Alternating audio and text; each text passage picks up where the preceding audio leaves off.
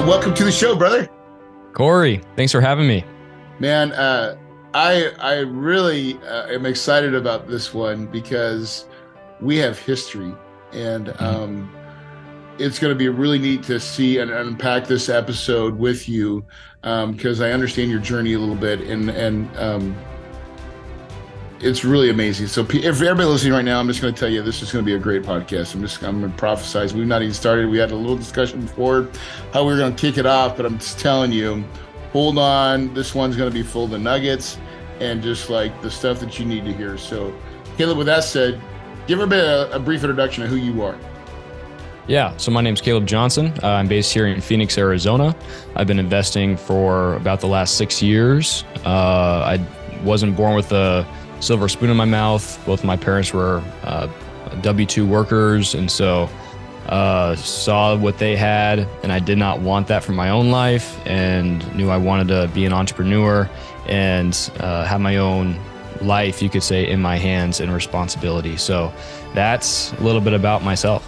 Yeah, that's the only way to go, man. If you're new to this podcast, this is what it's called. The cash flow life is what I call it, but it's where you have time and money. And I know a lot of people that have one. I very rarely see people that have both. Like some people that have a lot of time, they ain't got no money. And there's a lot of people that have a lot of money, but you couldn't steal 30 minutes from them, right? And the challenge, I think what we all desire is to have both. And so Caleb is well on his way for that. But Caleb, let's back up for a minute. Let's talk about where we first met, because this is where a pivotal moment, I think, in your life, where we first met. And so I'd love for you to tell everybody a little bit about that story. Yeah, I love telling that story, and I tell it often. So about 3 years ago, I had been investing in residential real estate for about 3 years, and I had the mentality that I would invest in residential for about 5 years, gain some experience, and then level up into commercial real estate. I knew commercial was just where wealth was created, and it's where the big boys played, and that's just where I knew I would move into eventually. So I was always a component of networking and real estate meetups. And so I went to this real estate meetup at a barbecue restaurant, and the big kahuna was speaking there. Had no idea who you were at that moment. And again, that was my first apartment meetup. And just listening to your story, and two things changed my life from that meeting. One was I learned that you're going to be green regardless of when you start in commercial, right? Because your story is, you had some residential experience wholesaling, and then you just got into commercial, and it's a different beast. And so my mentality of wanting to get 5 years of residential experience, and then I would have the experience I needed to get into commercial, wasn't true. Right. I was going to be green regardless, because it's two completely different worlds. So that was one. And then the second thing was you shared your first deal, and without going into too much weeds of that deal, you bought it, and after 2 years sold it, and you yourself made $2 million.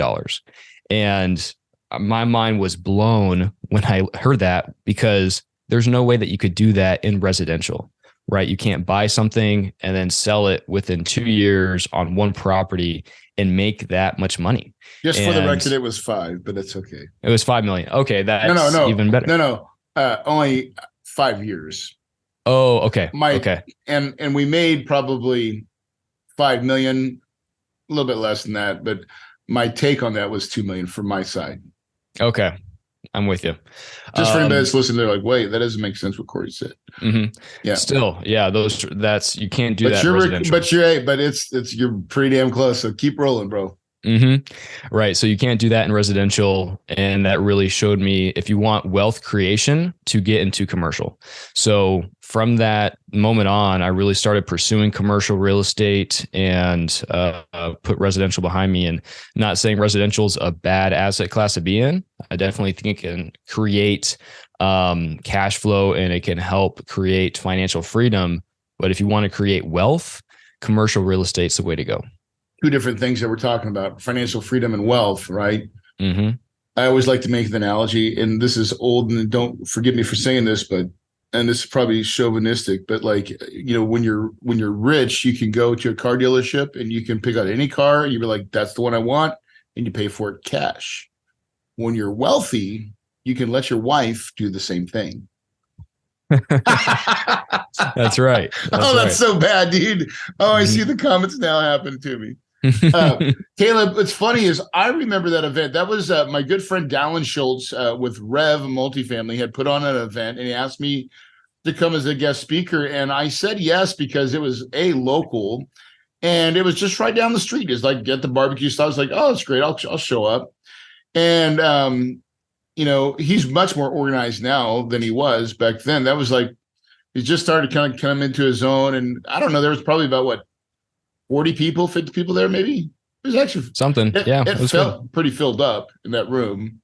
Mm-hmm. But I won't forget that event because I'm telling you, I knew that I connected with some people in the audience. I didn't know it was you, Caleb, but I just felt when I was telling this story of what it was and what it felt like, and I think I went into just it was a deeper, passionate story of my why, right? And why this was the right case. And it was different. It's not the same as single family. It's totally different, right?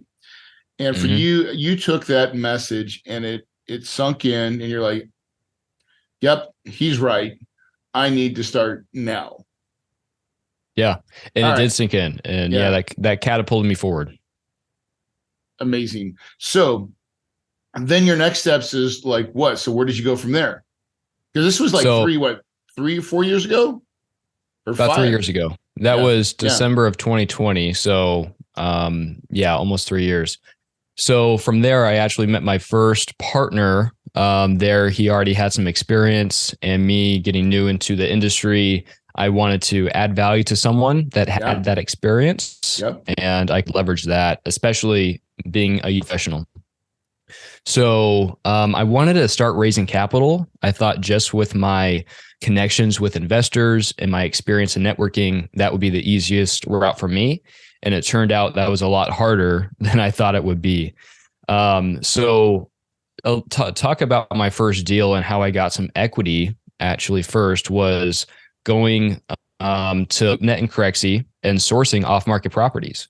And you might be thinking, well, LoopNet and Corexy, that's not off-market properties. It's kind of like the MLS for commercial real estate. But the way I leveraged that was I went on LoopNet and I found a market that I wanted to invest in. At the time, it was Oklahoma City. And I found the multifamily properties and the broker's contact information of properties that fit my buy box. So from 20 to 50 units. And even if a broker had listed a property that did not pique my interest, I still wrote down contact information and I called them up and said, hey, I see you have this listed. It's not in my buy box, but do you have anything in this price range? Or do you know of anyone that wants to sell? And that's how I sourced my first off-market property. And that's how we actually how I sourced the next 4 offerings. And they were 3 of the 4 were all off-market through that strategy of just going to LoopNet and Corexy and finding those off-market offerings. Awesome. So I want to back up too. I just want to unpack a little bit more too, because this is a misconception. Everybody thinks that raising money is going to be not that hard. Like I've got contacts, I know people, and when you start down that path, it gets very real very quick. Where it's like, oh, no one really wants to deploy capital with someone that's kind of brand new in a way, right? Mm-hmm. Not to say that they won't, right? But you did the next best thing, Caleb, which is the easiest way to get into deals is to find a partner that is already able to do. And then you add value, which was you went and found the deal, right? Everybody, even Corey Peterson, has students that goes and finds deals and he partners with them. Why? Because that makes my life easy. I don't have to do all the grinding trying to have the broker relations, right? And broker relations is not hard either. It's just a consistency game, right? Now, the other part of that too, just so I want to just put a little caveat in there, is when you're raising capital, it gets easier. You will start raising more and more chunks as you go, but don't expect to raise. And there is no golden $1 million check writers. If you'll get that out of your mind, they will show up later, but they'll never show up when you're first starting. All right, that's my words of wisdom, right? That's right. And that was my first experience raising on my first offering. It was a small 16-unit apartment building, and I had this big long list of contacts I was going to call. I've heard people say you want to have your A list, your B list, and your C list. The A's are people that have money. They're real estate investors. And then there's the C list, which you think, I don't even know if this person has money to deploy. But I called everyone on the list, A's, B's, and C's. And no one wanted to invest with me. And I was like, oh, this is going to get interesting. I don't know what's going to happen. I have this property under contract. And so praise God, my partner, he did introduce me to an investor who brought another investor. And so we ended up getting the deal done and raising the capital for it. But it was definitely a wake-up call, and that it's going to be a lot harder than I thought. Right. Okay, so that's the first deal. So you get a deal. You're in a deal, right? You and a partner. You found someone to partner up with. He actually helped made the introduction to someone that's going to work for you guys. You're like, boom. All right, got it. All right, this is in Oklahoma City, right? And you guys, of course, now you live in Phoenix, right? So talk about how did you build your team? So building the team, I had been building the team of the property manager and the lenders and those resources while I was sourcing these properties in that market. And over time, I had looked at a couple deals with a couple different a couple different vendors, lenders, and trying to shop the best rates. And it really just happened over time. And we got to the point of, I looked at one PMA, which is a property management agreement, and I found this company that I thought was great, and we would work with them, and we got to that finish line, but found they had a slew of fees that would kill our returns. But it really just happened over time, and you kind of learn those things as you go. But I know I would not have learned that and experienced that and gotten the deal done if I just would not have taken the first step. So starting is key. Failing forward is the way you do it, right? And a lot of times when you're doing new stuff, I mean, like there's a benefit to, analyzing and trying to do all this stuff, but there's also the part where you just got to jump out of the airplane and build the parachute when as you're going down. And, fear is a great motivator, like, oh gosh. And so it really helps sharpen the senses and puts you into massive action. And I think that's what you did, is you went into massive action and you started solving the puzzle, right? That's right. So then now as you've gotten to this point, so that's your first deal. So now let's talk about the second, because you've got, so for everybody listening right now, what's your total portfolio right now? We own 5 assets across 3 states, totaling 87 units, one retail facility. And what's the total value? Maybe assets under management, we'll call it. Say $10 to $9 million. Boom. And how old are you? 25. Okay. That's the part I need to drop the mic. So here we're talking. We've not even talked about Caleb's age yet, right? If you're watching this on YouTube, you're realizing he's not gray like Corey.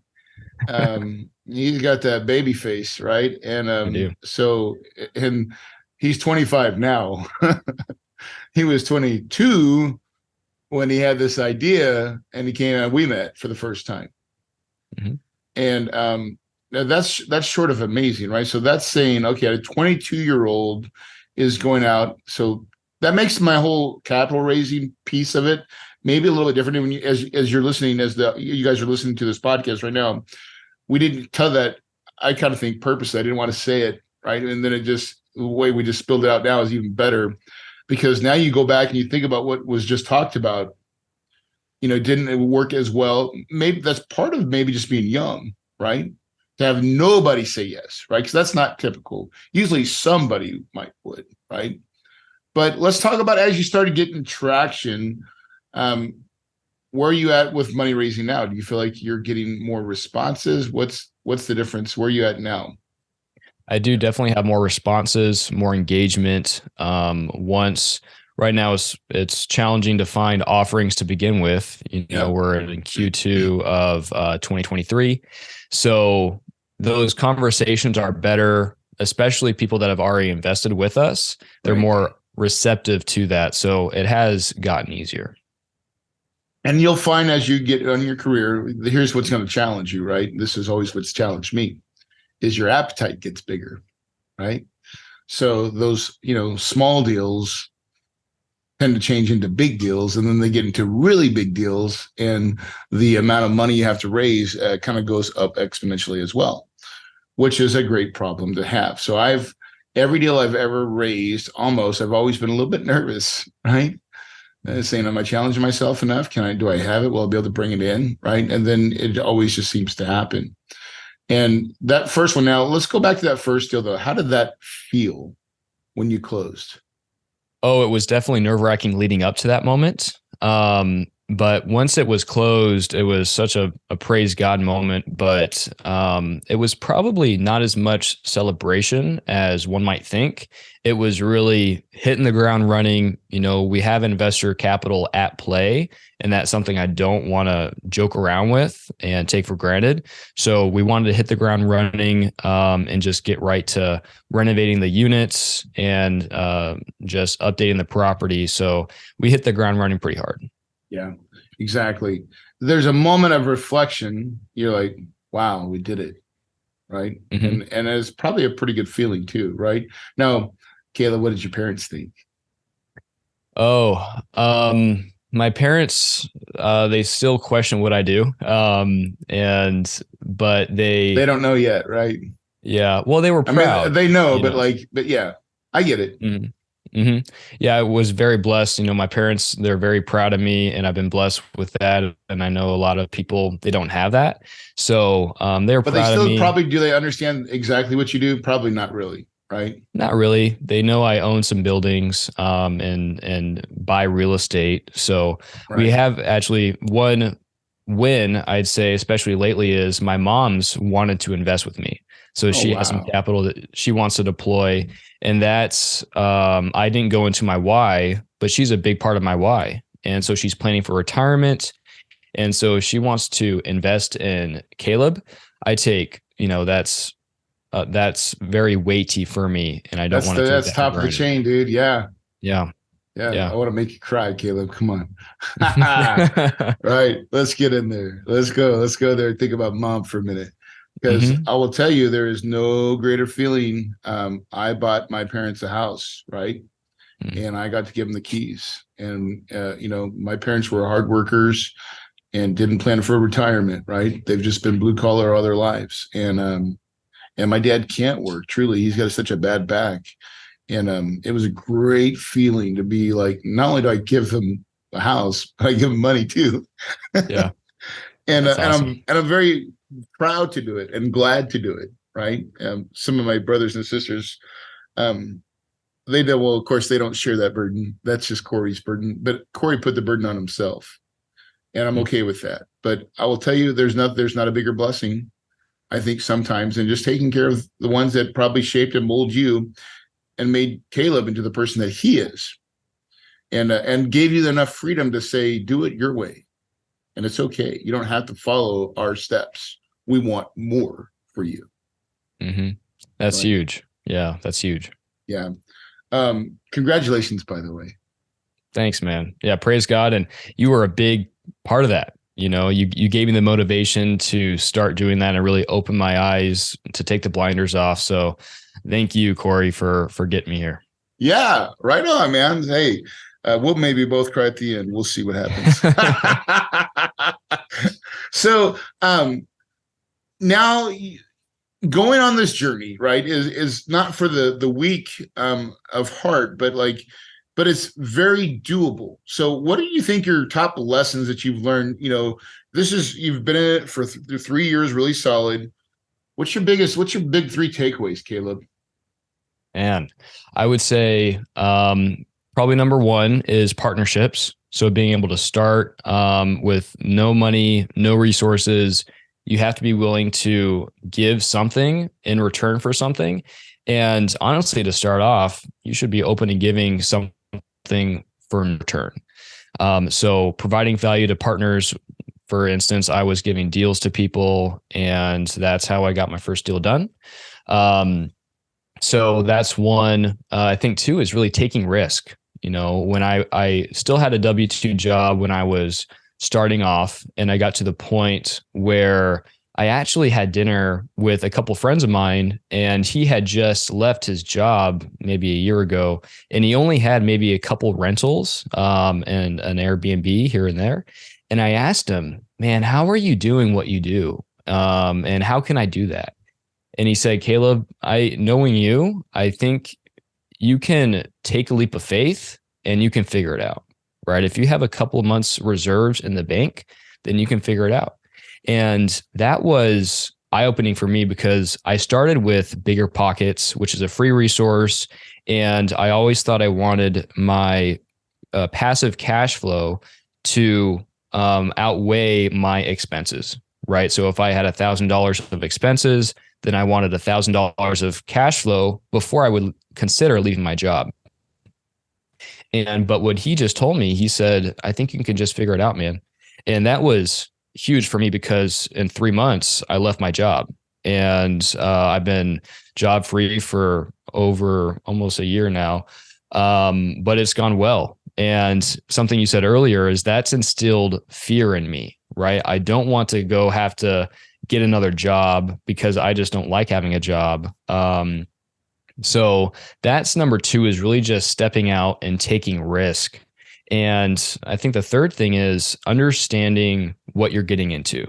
And the reason for that is because you have investor capital at play. So I want to make sure the deal that I'm investing in is sound and that I'm presenting to other people is sound. And that goes for the market as well. Am I going to buy this 10-unit property in this tertiary market? Can I wholeheartedly sell that to an investor, or do I just want an acquisition fee?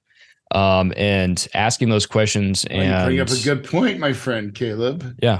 There's a lot of people that are in this business for the acquisition fee, which may or may not show up depending if they raise all their money, right? And I see that's like, oh my God, I've seen this so many times with new investors. That's all they can think about. And the reason for that is, I get it, is because you still need some capital to work and run your business, right? Mm-hmm. But at the same time, what you figured out too, and this is the real piece of that, is that, man, I'm telling you right now, Caleb, I have never seen anybody succeed doing something part-time, right?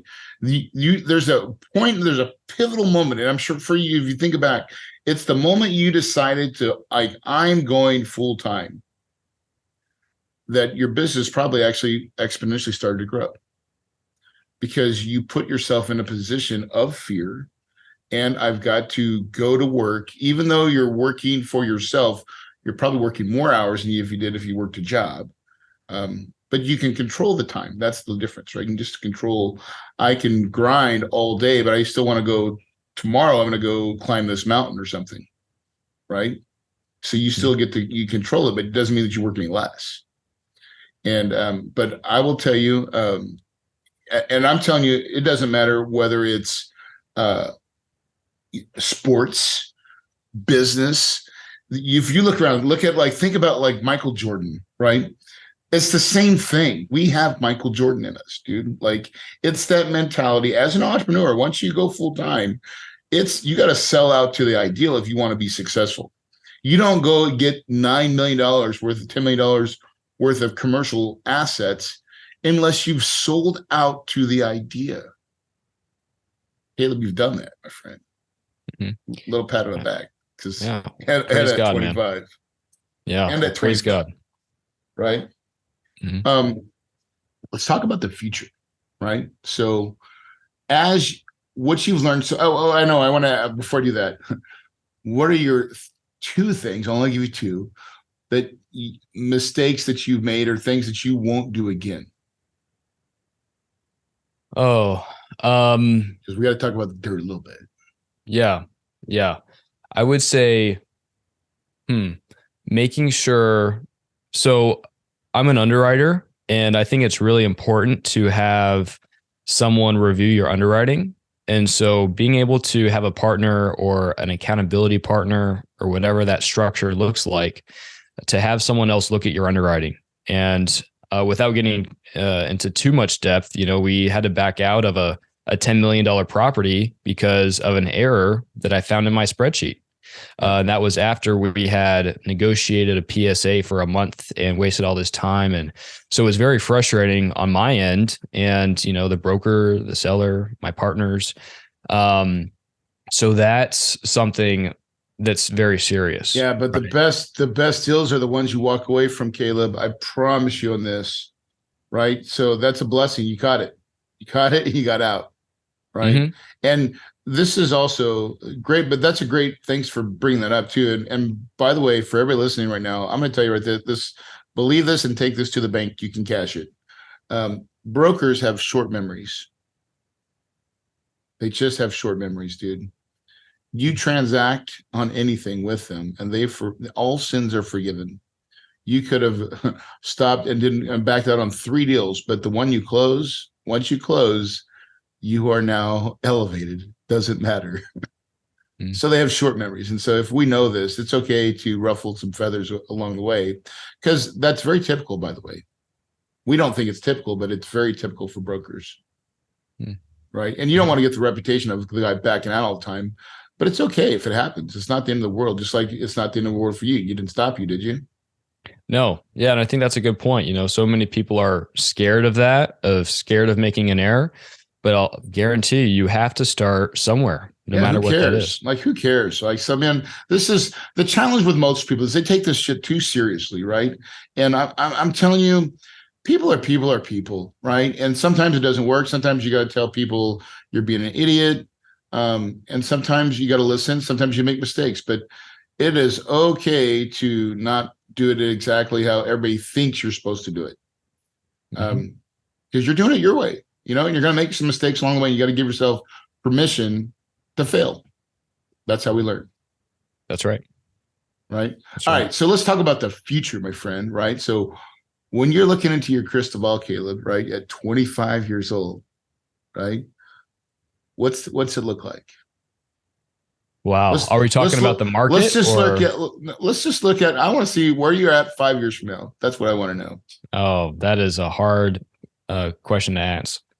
I would say I value success with time. So we just talked about that earlier. How much time do you have? And I also want some income coming in at the same time.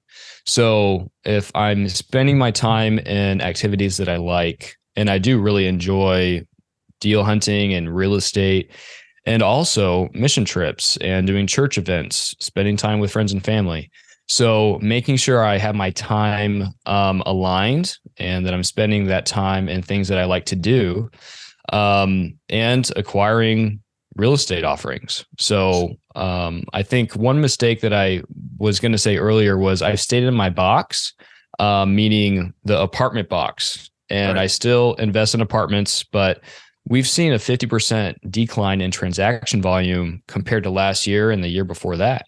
So I've been hitting the ground hard on apartments and am now seeing the value in looking at other asset classes, be it like short-term rentals, short-term rentals, student housing, mobile home parks, RV parks. So getting out of that box, and I think that's something that I can see in my future is Or he's getting ready to play self-storage. I'm getting ready to play some Monopoly on self-storage. Are you? Yep. Nice. I just bought the domain kahunastorage.com. You can't get it. You're hearing it for your first. Yeah. So I'm going to create a whole chain of them here in Phoenix. I already have the vision for it. I went hiking the other day.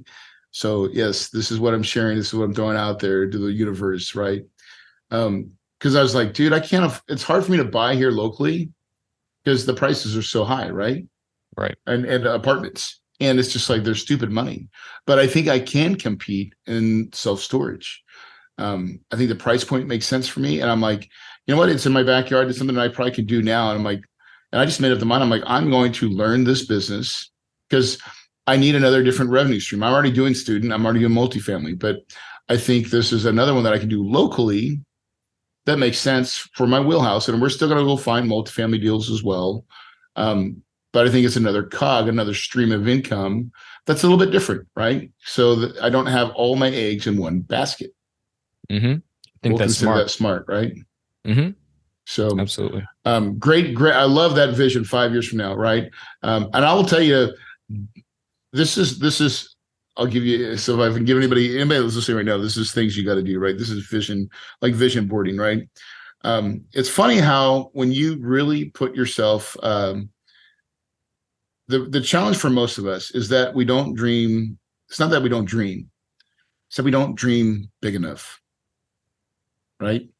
And so a lot of times when we put like a 5-year goal, we'll put it too small. Believe it or not, you'll put it too small. So I would tell you to look at that. But I would definitely plan a 1, or you call it a 3, 1, 3, and 10, or 1, 5, and 10, right? And because you'll look back at that when you get there, you're like, oh, wow, we've come a long way, right? That's what has happened for me. I would have never thought, if you would ask myself 5 years ago where I'd be where I'm at, I'd be like, no, much farther along, right? But now we have a 5-year vision. Really, this is a 10-year. Our 10-year vision is to become a private family office where we're just using our own money all the time, right? The job is just to keep the family's money rolling, and to me, that's millions and millions and millions of dollars, right? That's what I like about you, Corey, is that you're still teaching me stuff today. You know, you still think big, and, you know, you just share with the world that you're going to start this self-storage. I bought the domain.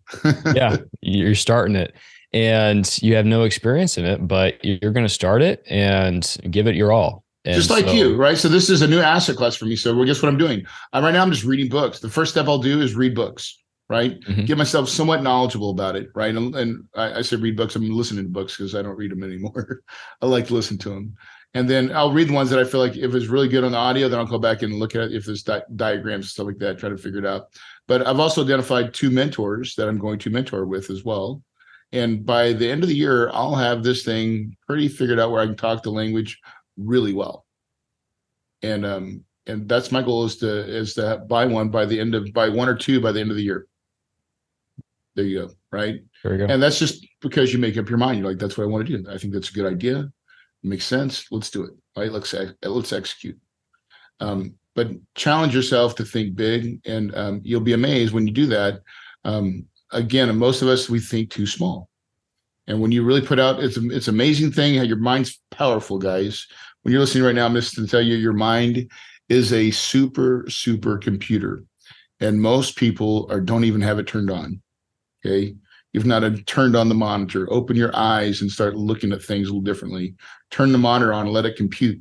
And if you set it up right and put your vision very clearly, what you want to achieve, you will start to try to achieve those things without even knowing it. Right. I think a big part of that too is surrounding yourself with people that have what that is that you want. All of it, because it starts attracting. Once you set it up, you start finding those people. They start to find you. You start putting it in your life, and then it becomes more palatable. And all of a sudden, you're like, next thing you know, you're doing it. You didn't even realize it. Absolutely. And to the listeners listening to this, I mean, that's what you guys are doing. You know, you're here expanding your minds and really understanding that anything is possible. So kudos to you guys. Yeah. Caleb, thanks for helping us show that is possible. At 25 years old, $9 million worth of commercial real estate is most people will not even see that in their lifetime, by the way, right? And the story's not over. The ink's not dry for Caleb. Caleb is still writing his novel, his masterpiece of what he's going to do and how he's going to do it, and the people that he's going to affect and the people that he's going to change. And my friend, I know, because your heart's right, there's a lot of good in store for you, right? And there's a lot of good that you're going to do on to others, because that's just who you are. Thanks, Corey. I see that in you too. I do. So let's talk about a couple of things as we close this thing up is books. I always like, so what have you been reading lately that's really kind of juiced you a little bit?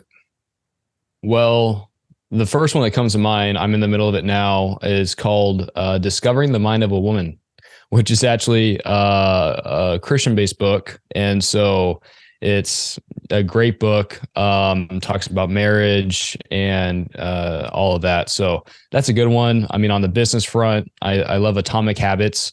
That book changed my life, just starting with habit stacking and, not to really focus on the goal, but to focus on and make a goal of setting habits that get you that goal. So those are a couple that I'm digging into and that I really like. Love it. All right. So I want you to look into when you first started, right? And just for everybody that's listening right now, what advice would you give yourself, or what kind of advice would you want to give others that's in their same similar position as you were 3 years ago? What would you tell them? Well, that you can start in commercial today, right?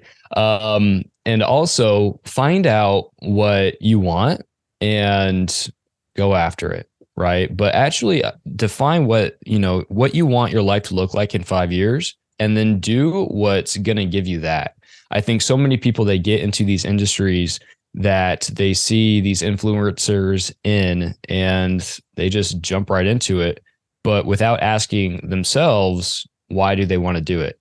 And I think I see people, they can waste 5 years of their life chasing this. And then once they get to the finish line, they're still unhappy and they haven't reached their goal. And so I think that's key, to find how you want to live your life, what you want that to look like, and then do what you need to do to attain that. Yeah. Well, here's what I learned. So this is my life. This is my last lesson I'm going to talk about on this show today. But I believe you start with your personal life, right? Your vision, who you are. Like, in other words, how many vacations do I want to take? What hours do I want to work? When am I not going to work? And you set that as your primary, right? Am I going to the gym every day, right? And you get all that stuff focused on that. This is a life that I'm going to live, and I want to live it right now. Because a lot of us, believe it or not, can do that if we were to say, this is how I'm going to do it. And then what happens is, if you get real solid on that, then you take your business and it has to fall in the cracks. There's no other way it works, right? And what I mean by that is, so in my calendar, if I was to bring it up and show it on the screen, you would see that I am time blocked, right? I don't start my day till 9 o'clock. I wake up at 5, I go to the gym, I usually go on a walk, but I don't get in the office till 9, right? I leave at 4, right? At 4 o'clock, my day ends. In between there, I take an hour lunch. It's blocked. No one can block and get me out of my lunchtime, because I like that time for myself, right? And then on Fridays, it's completely blocked. It's take the day off, right? Because I don't want to work Fridays. And then all our vacation time with family, with friends, all those things go on the calendar first. And then my business has to work around it. Has to. It's the only way it happens, guys. And it took me a long time to get there, but it didn't. Once I decided that that's the way I was going to do it and played the game that way, after 5 o'clock, right? This is little things, guys. My phone, after 5 o'clock, if you called my phone, it goes to auto. It goes to do not disturb. I don't even know it rings. You can't find me, dude, unless you're in my favorites. That means your friends or family, right? Mm-hmm. Little hacks like that, but that's how you get your time. And most of us can have our time now. You just gotta build it, right? So live it as you want now, because the journey's the reward, not the end goal.